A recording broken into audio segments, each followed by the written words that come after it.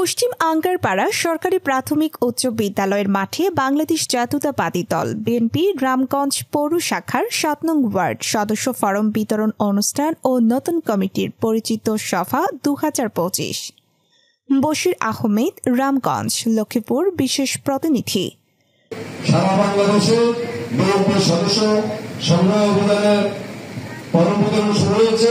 এই ফরম বিতরণটা দুই ভাগে, একটা হল নবায়নের ফরম। এই নবায়নটা আগে যারা বিএনপি সদস্য ছিলেন তারা নবায়নের ফরমটা পূরণ করবেন, আর যারা নতুন সদস্য হবেন তাদের জন্য এখানে একটা আবেদন ফরম আছে। পশ্চিম আঙ্গারপাড়া সরকারি প্রাথমিক উচ্চ বিদ্যালয়ের মাঠে বাংলাদেশ জাতীয়তাবাদী দল বিএনপি রামগঞ্জ পৌর শাখার ৭ নং ওয়ার্ড সদস্য ফরম বিতরণ অনুষ্ঠান অনুষ্ঠিত হয়। বক্তব্য রাখেন প্রধান অতিথি জনাব শেখ মোহাম্মদ কামরুজ্জামান, সভাপতি রামগঞ্জ পৌর বিএনপি। প্রধান বক্তা জনাব গিয়াস উদ্দিন পলাশ, সাধারণ সম্পাদক রামগঞ্জ পৌর বিএনপি। বিশেষ অতিথি জনাব আওরঙ্গজেব বাবলু, সাংগঠনিক সম্পাদক রামগঞ্জ পৌর বিএনপি। বিশেষ অতিথি ইকবাল চৌধুরী, সাংগঠনিক সম্পাদক রামগঞ্জ পৌর বিএনপি। জনাব মিরন হোসেন, পৌর বিএনপি। সভাপতিত্ব করেন জনাব হুমায়ুন কবির, সভাপতি ৭ নং ওয়ার্ড বিএনপি। মোহাম্মদ মাসুদ আলম, সভাপতি ৭ নং ওয়ার্ড যুবদল। মোহাম্মদ আরিফ হোসেন, সহসভাপতি ৭ নং ওয়ার্ড বিএনপি।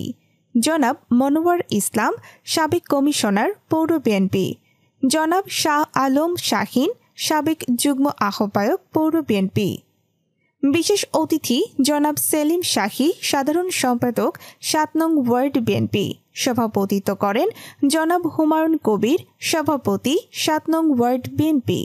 অনুষ্ঠান সঞ্চালনায় মোহাম্মদ নুরি আলম লিটন, যুগ্ম সাধারণ সম্পাদক ৭ নং ওয়ার্ড বিএনপি।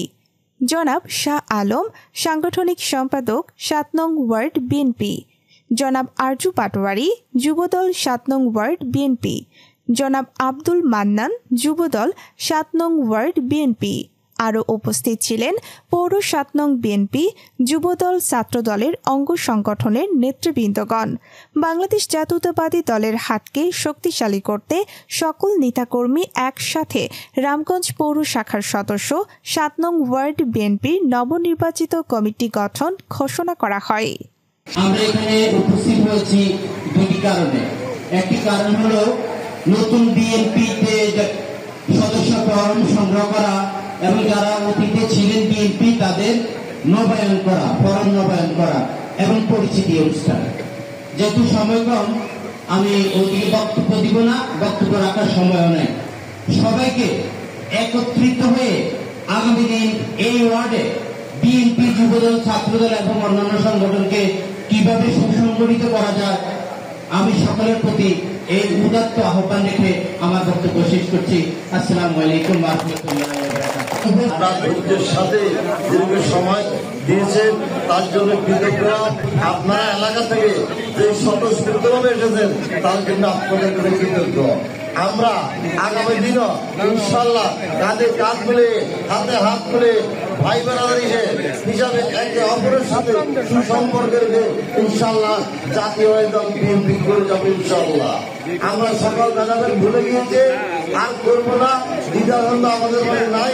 আপনাদের কাছে আজকের জন্য কৃতজ্ঞ। আপনারা সফলতার একটি দেন, আমরা দিতে পারলাম না, আপনারা সর্বদা ক্ষমা রাখতেন। আল্লাহ সবাই ভালো হয়ে গেছে। আসসালামু আলাইকুম।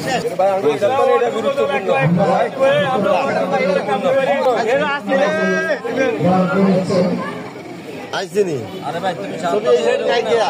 ওই সাইডে আরেকজন জানো।